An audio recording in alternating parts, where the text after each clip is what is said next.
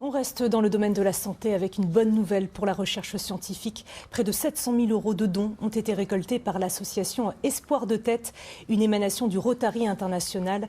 4 chèques ont été remis hier à Strasbourg. 200 000 € sont alloués au Strasbourgeois Luc Dupuis qui travaille sur la maladie de Charcot.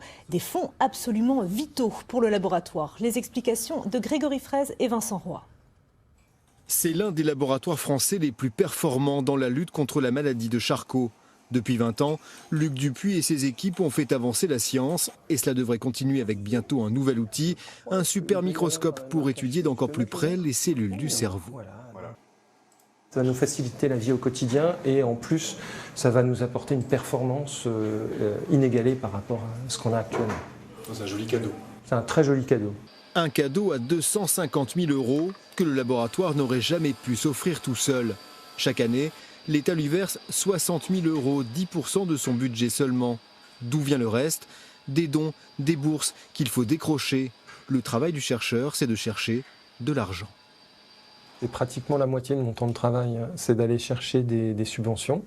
Des subventions qui peuvent être auprès d'institutions, par exemple l'Agence nationale de la recherche ou les institutions européennes. Et aussi beaucoup, dans mon cas, auprès des associations de patients, qu'elles soient françaises ou à l'international.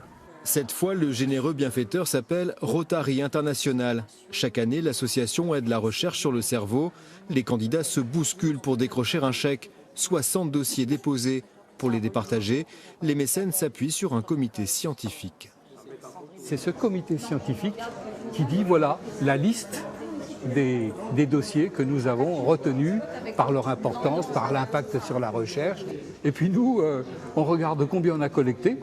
Et puis on dit, bah voilà, on peut en faire 4, on peut en faire 5, on peut en faire 7. Cette année, 4 lauréats dont le laboratoire strasbourgeois. Son nouveau microscope devrait arriver l'année prochaine en même temps que les nouveaux locaux du centre de recherche en biomédecine.